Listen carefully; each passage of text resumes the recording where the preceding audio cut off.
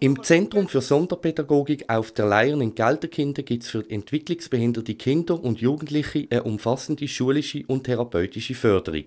So wird den Kindern unter anderem auch ein Kurs in der Kampfsportart Taekwondo angeboten. Ins Leben gerufen hat die gute Idee der Psychiatriepfleger und Taekwondo-Lehrer Vicente Marti. Ich bin als Psychiatriepfleger angestellt, arbeite mit Sozialpädagogen zusammen. Und ich tue in der Taekwondo-Schule Basel Taekwondo trainieren. Und die Idee war, dass ich die Kinder andersseitig weiter fördern. Viele Kinder haben gestörte Körperwahrnehmung. Sie spüren ihren Körper nicht. Und durch Taekwondo, dadurch, dass ich jede Woche selber trainiere, ist mir einfach mal die Idee gekommen, dass man durch die gezielten Übungen, die wir jetzt im Training gemacht haben, dass man eben so Sachen verbessern kann. Das Taekwondo ist für die behinderten Kinder ein gutes Ventil, um sich abzulenken. Also das ist ganz sicher. Also dürfen sie gezielt in die Matte oder in die Bratzen reinhauen. Und sie haben auch Spass dabei. Und ich bin ganz fest davon überzeugt, dass wenn man das lang macht, dass man dann die Aggressionen, die jeder Mensch hat, dass man die dann im Training auslebt und nicht im Alltag am Mitmensch oder an sonst irgendwelchen Objekten. Ob das Pilotprojekt auch in Zukunft wieder angeboten wird, ist noch nicht hundertprozentig sicher. Dazu nochmal der Vicente Marti. Das war jetzt ein Projekt, das ich nach der Frühlingsferie gestartet habe, für 10 Lektionen. Und ich habe es bewusst auf 10 Lektionen gemacht. Und das müssen wir jetzt schauen, ob man das weiterführt.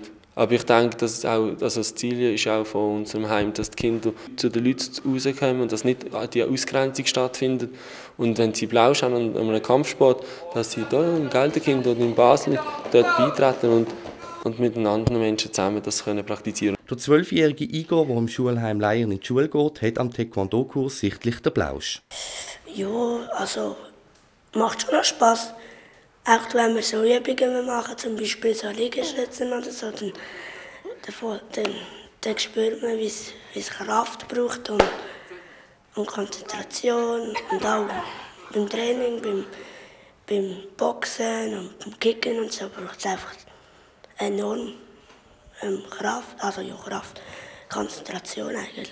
Vor allem, dass der Taekwondo-Kurs in Gruppen angeboten wird, gefällt dem jungen Arlesheimer. Ja, schon.